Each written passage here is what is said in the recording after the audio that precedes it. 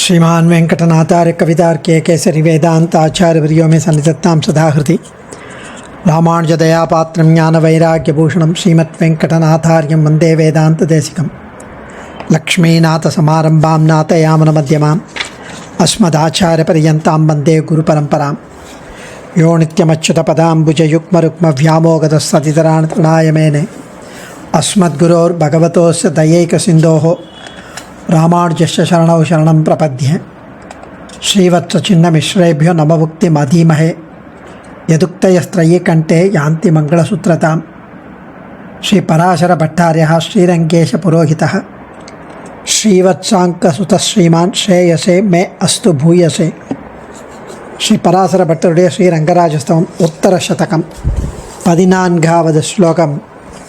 இன்றைய தின அனுபவம்.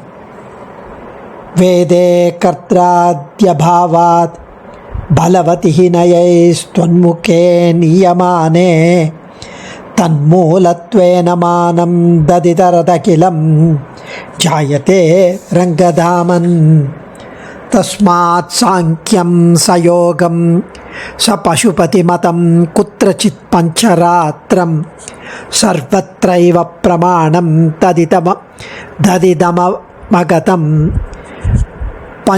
पंचामादेव वेदात्. वेदे कर्त्राद्यभावात् बलवति नयैस्त्वन्मुखे नीयमाने तन्मूलत्वेन मानं ददितरदखिलं जायते रङ्गधामन् तस्मात् सांख्यं सयोगं स पशुपतिमतं कुत्रचित् पञ्चरात्रं सर्वत्रैव प्रमाणं ददितमवगतं पंचमादेव वेदात्. रंगधामन அரங்கநகர் அமர்ந்தானே. சாங்கியம், யோகம், பசுபதம் ஆகிய இவை சில அம்சங்களில் மாத்திரம் பிரமாணமாகிறது, சில அம்சங்கள். ஆனால் ஸ்ரீ பஞ்சராத்திரம் அவ்வாறு இல்லாமல் எல்லா விதத்திலும் கம்ப்ளீட்டாக பிரமாணமாகிறது என்று இதில் அருளி செய்கிறார் சுவாமி. இந்த 14வது ஸ்லோகத்தில் வேதாந்த தேசிகன் பகவத் சாஸ்திர விரோத பரிகார அதிகாரம், அதில் ஸ்ரீ சுவாமி தேசிகன் இந்த ஸ்லோகத்தை எடுத்து உதாகரிக்கிறார். வேதே கத்ராத்ய பாவாத் என்கிற ஸ்லோகத்தை இங்கே படிப்பது என்று அங்கு அருளுகிறார். அந்த பகவத் சாஸ்திர விரோத பரிகார அதிகாரத்தில் எல்லா மதங்களையும் தீயவைகளாக நாங்கள் தெரிவிக்கவில்லை. வேதங்களை பிரமாணமாக ஒப்புக்கொண்ட மதங்களில் சாங்கியம் அப்படின்னு ஒரு மதம் இருக்குது. யோக சாஸ்திரமும் பாசுபத மதங்களும் வேத விரோதமில்லாத அளவில் சில விஷயங்களில் பிரமாணம்தான். ஆனால் பாஞ்சராத்திரம் என்ற சாஸ்திரமோ எல்லா விஷயங்களிலும் பிரமாணம் என்ற ஸ்ரீ பட்டரின் திருவுள்ளத்தை அப்படியே காட்டி அருளுகிறார் வேதாந்த தேசிகன். வைதிகர்களாயினும் இவர்கள் கூற்றில் எவை நேரில்லை, எவை வேத விருத்தமானவை என்று அறிய இவைகளை ஆராய்ந்து அருளிய ஸ்ரீ சதப்பிரகாசிகையும் ஸ்ரீ நியாய சித்தாஞ்சனமும் ஸ்ரீமத் ஆகம பிராமாண்யமும் முதலியனவைகள் நமக்கு உதவி புரியும். அதெல்லாம் பாரத பஞ்சமோ வேதகான்னு புகழ்ந்த 5வது வேதம். அதை மகாபாரதமே காட்டுகிறது. தராசில் ஒரு தட்டில் எல்லா வேதங்களையும் மற்றொரு தட்டில் பாரதத்தை வைத்தால், துலாக்கோலால் சீர்தூக்கி பார்த்தால் பாரதம் வைத்திருந்த மகாபாரதம் வைத்திருந்த தட்டு பலு அதிகமாக தாழ்ந்ததான். அவ்வளவு ஆச்சரியமான விஷயம் மகாபாரதம். மகத்வாத் பாரவத்வாத் ச மகாபாரதம் உச்சதே. சத்வார ஏகதோ வேதாக பாரதம் சான்யதஸ்ததா என்று இதை பாரதமே காட்டுகிறது. ஸோ அப்படி புருஷேன நிர்வൃத்தம் என்று பௌருஷேயம், ஏதோ ஒரு புருஷனால் எழுதப்பட்டதை பௌருஷேயம் என்பர். ஒரு மனிதனால் எழுதப்பட்டது, தேவனால் எழுதப்பட்டது பௌருஷேயம். வேதம் அபௌருஷேயம். எம்பெருமானைப் போல வேதமும் அனாதி, அழிவற்றது. யாரும் அதுக்கு ஆத்தர் கிடையாது. சிருஷ்டி ஆரம்ப காலத்தில் வேதங்களை பிரம்மனுக்கு பரமாத்மா அருள்கிறார். யோவை வேதாஞ்ச பிரகிணோதி தஸ்மை என்று ஸ்ருதியே காட்டுகிறது. புருஷனால் உண்டாக்கப்பட்டதானால் அதில் பல குறைபாடுகள் இருக்கும். கவனப்பிசகு, கூறியதையே கூறல், சோம்பலால் சொல்ல வேண்டியதை சொல்லாமல் விடுதல், எல்லோருக்கும் நன்கு விளங்குமதை விரிவாக உரைப்பது, இது முதலான தோஷங்கள் இருக்கும். காவிய மீமாம்சா என்ற நூலில் காளிதாசன் போன்றவர்கள் பிராச்சீன கவிகளின் காவியங்களிலே பல தோஷங்கள் இருக்கிறதுன்னு காட்டினான் அந்த நூலாசிரியன் காவிய மீமாம்சால. தண்டி போன்றவர்கள் தோஷ பிரகரணங்களில் மகாகவி ஸ்லோகங்களையே காட்டுகிறார்கள். தண்டி முதலான மகாகவி காளிதாசனையே அந்த ஸ்லோகங்களையே தோஷமாக்கி காட்டினார்கள். விமர்சகர்கள் இப்படி இருக்க வர்ஜ்ய அவர்ஜ்யம் இல்லாமல் எல்லாவற்றையும் வர்ணித்த கவிகளும் உண்டு. தோஷத்தையே பார்க்காம வர்ணிக்கிற கவிதைகளும் உண்டு. ஸோ இப்படியெல்லாம் வேதங்களுக்கு கிடையவே கிடையாது. அதுதான் இந்த ஸ்லோகத்தில் கர்த்தாத்ய பாவாத் என்று அருளினார். இங்கு ஆதி, கர்த்தாத்ய, ஆதி என்ற பதத்தால் பௌருஷேய தோஷங்களை கொள்ள வேண்டும். வேதோ தர்ம மூலம் என்றபடியால் வேதங்களை கொண்டே அதன் பொருள்களை விளக்க வந்த வேத அங்கங்கள் பிராமாண்யம் கூற வேண்டும். சாங்கியத்தில் சாங்கியம், யோகசாஸ்திரம், பசுபதி மதம், இது மூணையும் எடுத்து அதில் சில விஷயங்கள் வேதத்துக்கு ஒத்து போகிறதுனால அது பிரமாணம் என்று அந்த விஷயங்களை மட்டும் எடுத்துக்கொள்வோம். ஆனால் பாஞ்சராத்திரம் எல்லா விதத்திலும் பிரமாணமாகிறது என்கிறார். சாங்கியம் என்ன சொல்கிறது அப்படின்னா, பிரகிருதி மகத் அகங்காராதி கிரமேண உலகு உண்டாயிற்று என்று காட்டியது கரெக்ட்.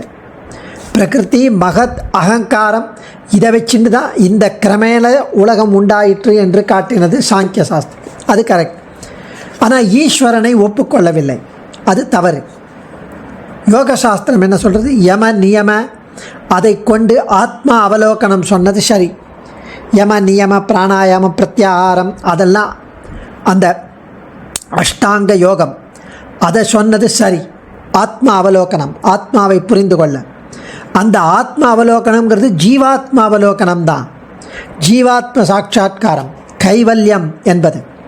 சிலர் பரமாத்மாவை ஒப்புக்கொண்டாலும் அவனுக்கும் உலகப் படைப்புக்கும் தொடர்பில்லை என்று சொல்கிறார்கள் யோகசாஸ்திரத்தில், அது பிழை. பாசுபத மதம், பாசுபத மதத்தில் ஜீவ ஈஸ்வர பேதத்தை ஒப்புக்கொள்கிறார்கள். ஜீவன் வேறு, ஈஸ்வரன் வேறு. ஈஸ்வரனின் அருளால் ஜீவனுக்கு முக்தி என்பதை ஒப்புக்கொள்கிறார்கள் பசுபதி மதத்தில். ஜீவன் உலகத்தை படைக்க நிமித்த காரணம் மட்டுமே என்று வேதங்களுக்கு விருத்தமாக சொல்கிறார்கள். ஏன்னா உபாதான காரணம் இல்லை என்று சொல்வது. பரமாத்மாவாக ஸ்ரீமன் நாராயணனே என்று வேதங்கள் ஸ்பஷ்டமாக தெரிவித்திருக்கும் பொழுது, இதற்கு மாறாக க்ஷூத்ர ஜீவனான கர்மவஷ்யனை ருத்ரனை பரமாத்மா என்று கொண்டது பெரிய தப்பு. அதனால் இவைகள் சில இடங்களில் பிரமாணம் என்பதை குத்ரச்சித் என்கிறார் ஸ்ரீ பராசர பட்டர். சில இடத்துல இவை மூன்றும் பிரமாணம், பல இடங்களில் இல்லை. ஸ்ரீ பாஞ்சராத்திர ஆகமங்களில் இந்த விதமான மாறாட்டமோ வேத விருத்த பிரக்ரியா பிரதர்சனமோ துளி கூட கிடையாது. பாஞ்சராத்திரம் சர்வத்ரைவ பிரமாணம் என்று காட்டி அருளினார். ஸ்ரீ வேதவியாச பகவானே உபரிச்சரவசு விற்த்தாந்தங்களில் பாஞ்சராத்திரம் முழுவதும் பிரமாணம் என்று காட்டியருளினார், விரிவாக காட்டியருளினார். இப்படி ஆச்சரியமாக வேதம் எப்போதும் ஒரே மாதிரியாய் ஒன்றோடொன்று சேர்க்கப்பட்டு உச்சரிக்கப்படும் சப்தங்களின் கூட்டம். இந்த வேதம் சிருஷ்டியின் ஆரம்பத்தில் ஈஸ்வரனால் நான்முகனுக்கு உபதேசிக்கப்பெற்று பரம்பரையாய் நமக்கு கிடைத்து நாம் அதை கற்றுக்கொள்கிறோம், அத்தியனம் பண்ணுகிறோம். பிரத்யக்ஷம், அனுமானம், சப்தம் என்ற பிரமாணங்கள் 3 வகைப்படும். புதிதாய் சொல்லப்படும் சப்தம் லௌகிக சப்தம். வைதீக சப்தங்கள் தான் வேதம். பிரத்யக்ஷாலும் அனுமானத்தினாலும் அறிய இயலாததை அறிவிப்பது வேதம், சப்த பிரமாணம். சப்தங்களை சேர்த்து வால்மீகி ராமாயணம் இயற்றினார், வியாசர் மகாபாரதம் இயற்றினார் என்று சொல்லலாம் ஒழிய வேதத்தை எந்த புருஷனாலும் சேர்த்ததாக நாம் காண்கிறோம் அல்லோம். வேதம் எந்த புருஷனாலும் செய்யப்படவில்லை. சிருஷ்டியின் தொடக்கத்தில் ஈஸ்வரன் பிரம்மாவுக்கு உபதேசித்தான் என்பது வேதம் பகவானால் உண்டாக்கப்பெற்றது என்று சொல்லலாமோனா கூடாது. உலகத்தின் சிருஷ்டியானது ஒன்றன் பின் ஒன்றாக நடைபெற்று வருகிறது. அனாதி காலமாக, அதுக்கு முடிவில்லை, ஆரம்பமில்லை. ஒவ்வொரு கல்பம் தோறும் பிரம்மனுக்கு வேதத்தை உபதேசிக்கிறார் பகவான். ஒவ்வொரு கல்பத்துக்கு ஒரு பிரம்மன், எவ்விதமான மாறுதலும் செய்வதில்லை. அனாதி காலமாக இப்படியே செய்து வருகிறான் பகவான். ஆகையால் ஈஸ்வரனும் வேத கர்த்தா அல்ல.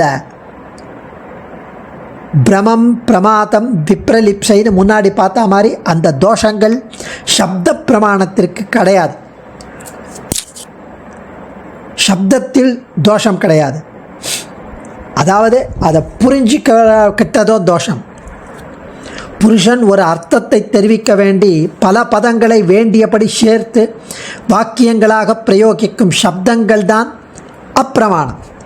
அவள் சொல்லலாம், நானும் சப்தத்தை வச்சு தானே என்னுடைய மதத்தை உண்டாக்குறேன், வேதத்துலேயும் சப்தங்கள் சேர்ந்து வேத வாக்கியமாகுது, நானும் சப்தத்தை சேர்ந்து மதத்தை உண்டாக்குறேன்னா. ஆனால் இவா பண்ணும்போது இவர்கள் சேர்த்து வாக்கியங்களாக பிரயோகிக்கும் சப்தங்கள் அப்பிரமாணம்.